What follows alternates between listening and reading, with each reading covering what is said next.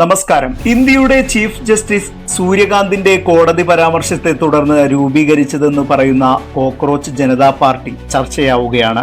ഏതാനും ദിവസങ്ങൾക്കകം ഒരു പാർട്ടിയുടെ മുന്നേറ്റം ഇത്രത്തോളം സാധ്യമാകുന്നത് സ്വാഭാവികമാണോ? കേന്ദ്ര സർക്കാരിനെയും നമ്മുടെ പ്രധാനമന്ത്രി നരേന്ദ്രമോദിയെയും ലക്ഷ്യമിട്ടെന്ന് പ്രത്യക്ഷത്തിൽ അവകാശപ്പെടുന്നവർ ലക്ഷ്യം വെക്കുന്നത് നമ്മുടെ രാജ്യത്തെ തന്നെയല്ലേ? ഇക്കാര്യങ്ങൾ ഈ വീഡിയോ പരിശോധിക്കുന്നു. വീഡിയോയിലേക്ക് കടക്കും മുൻപ് ഒരു അഭ്യർത്ഥന. നമ്മുടെ ചാനൽ നിങ്ങൾക്ക് ഇഷ്ടപ്പെടുകയാണെങ്കിൽ ലൈക്ക് ചെയ്യുക, കമന്റ് ചെയ്യുക, സബ്സ്ക്രൈബ് ചെയ്യുക, പ്രിയപ്പെട്ടവർക്കായി പങ്കുവയ്ക്കുക. ഇഷ്ടമായില്ലെങ്കിൽ അക്കാര്യവും രേഖപ്പെടുത്തുക. നിങ്ങളുടെ പിന്തുണ മാത്രമാണ് ഞങ്ങളുടെ പിൻബലം. ഇന്ത്യൻ രാഷ്ട്രീയ ചരിത്രത്തിൽ വളരെ വേഗത്തിൽ ഉയർന്നു വന്നതും അതേ വേഗതയിൽ പ്രതിസന്ധിയിലേക്ക് കൂപ്പുകുത്തിയതുമായ പാർട്ടിയാണ് ആം ആദ്മി. 2011 അണ്ണാ ഹസാരെ നയിച്ച ഇന്ത്യ എഗൈൻസ്റ്റ് കറപ്ഷൻ പ്രക്ഷോഭത്തിന്റെ മറപറ്റിക്കൊണ്ട് അരവിന്ദ് കെജ്രിവാൾ നേതൃത്വം നൽകി രൂപീകൃതമായ പാർട്ടി സിസ്റ്റം മാറ്റാൻ രാഷ്ട്രീയം വേണമെന്ന നിലപാടിലാണ് പ്രവർത്തനം ആരംഭിക്കുന്നത്. സാധാരണക്കാരന്റെ പാർട്ടി എന്ന നിലയിൽ വലിയ സ്വീകാര്യത അതിന് ലഭിച്ചു.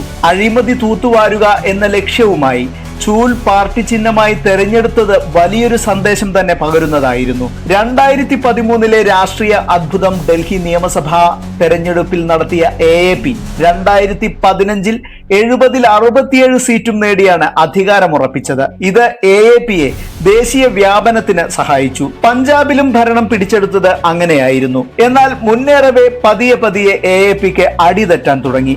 ആശയദാരിദ്ര്യം തന്നെയായിരുന്നു പ്രധാന കാരണം. പുതിയ രാഷ്ട്രീയം ലക്ഷ്യമിട്ട് ജനങ്ങളെ കൂടെ കൂടിയവരും തിരിച്ചറിയുകയാണ് AAP പറയുന്നത് പ്രായോഗികതയല്ലെന്ന്. BJP വിരുദ്ധ നിലപാടും മൃദു ഹിന്ദുത്വ സമീപനവും ന്യൂനപക്ഷ പ്രീണനവും അതിലുപരി രാജ്യത്തെ തകർക്കാനുള്ളവരുടെ കയ്യിലെ ഉപകരണമാകുന്നതിൽ നിന്നും AAPയുടെ മുഖവും വ്യത്യസ്തമല്ലെന്ന് വ്യക്തമാവുകയായിരുന്നു.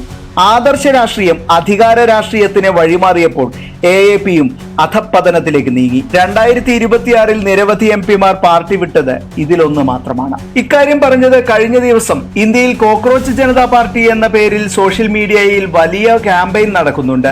ഇതൊരു ഔദ്യോഗിക രാഷ്ട്രീയ പാർട്ടിയൊന്നുമല്ലെങ്കിലും ഒരു പരിഹാസ രാഷ്ട്രീയ പ്രചരണത്തിനായി രൂപം കൊണ്ടതാണിത്. ചില നിലപാടുകൾ സ്വീകരിക്കുന്ന തൊഴിലില്ലാത്ത യുവാക്കളെയും ഓൺലൈൻ ആക്ടിവിസ്റ്റുകളെയും പാറ്റകൾ അഥവാ കോക്രോച്ചുകളോട് ഉപമിച്ചുകൊണ്ട് നമ്മുടെ ചീഫ് ജസ്റ്റിസ് സൂര്യകാന്ത് നടത്തിയ പരാമർശത്തെ തുടർന്നാണ് സോഷ്യൽ മീഡിയയിൽ പ്രതിഷേധം തുടങ്ങിയത്.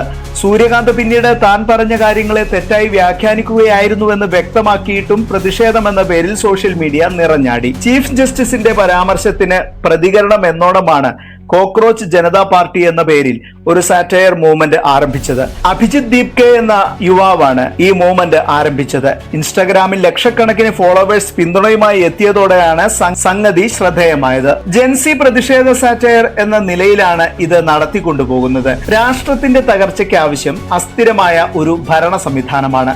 അതിന് നടപ്പാക്കാനാവാത്ത പ്രായോഗികമല്ലാത്ത മോഹന വാഗ്ദാനങ്ങൾ പ്രചരിപ്പിച്ച് രാഷ്ട്രീയ അധികാരം നേടുകയോ നിലവിലുള്ള ഭരണ സംവിധാനങ്ങളെ അസ്ഥിരമാക്കുകയോ ചെയ്യുന്നതാണ് ഇതിനുള്ള തന്ത്രം. AAP നടപ്പാക്കാൻ ശ്രമിച്ച് പരാജയപ്പെട്ട കാര്യമാണ് യുവതലമുറയെ കയ്യിലെടുക്കുക എന്നത്. അതിലവർ പരാജയപ്പെട്ടതാണ് രാജ്യവിരോധികൾക്ക് തടസ്സമായത്.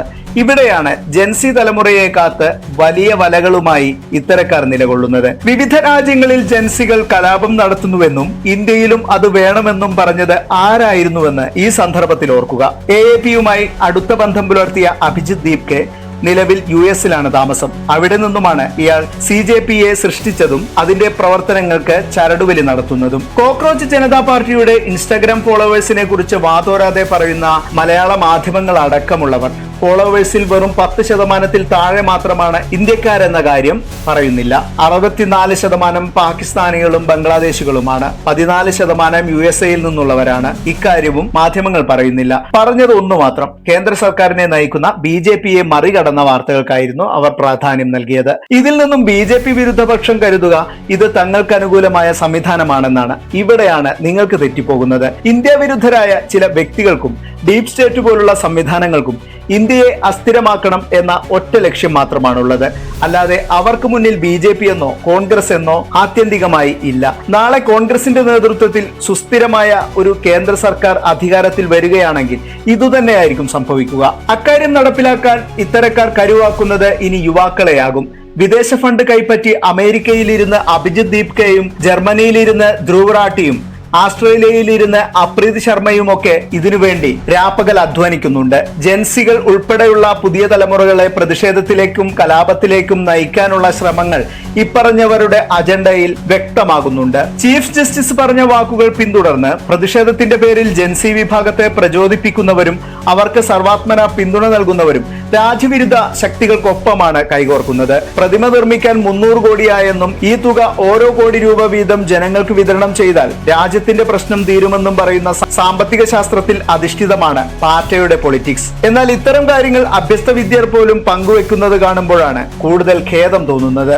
കാരണം രാജ്യവിരുദ്ധ ശക്തികൾക്കും ഇന്ത്യ വിരുദ്ധ ശക്തികൾക്കും ലക്ഷ്യം ഒന്നു മാത്രമാണ്, അത് അസ്ഥിരമായ ഭാരതം എന്നതാണ്. അതല്ലാതെ പ്രതിഷേധങ്ങളുമായി ഇറങ്ങുന്നവരുടെ രാഷ്ട്രീയ ഭാജനങ്ങളെ സിംഹാസനത്തിൽ പ്രതിഷ്ഠിക്കുക എന്നൊന്നുമല്ല അവരുടെ ലക്ഷ്യം. ഇനി പ്രതിഷേധങ്ങൾക്കും കലാപങ്ങൾക്കും ഒപ്പം നിൽക്കുന്നവരോടാണ്. വല്ലവരും പറയുന്നത് കേട്ട് രാജ്യത്ത് കലാപത്തിനിറങ്ങുന്നവർ സർക്കാരിനെ പേടിക്കണമെന്നില്ല, പക്ഷേ ഒരു കൂട്ടരെ തീർച്ചയായും പേടിക്കണം. അതാണ് ഇന്ത്യൻ സൈന്യം.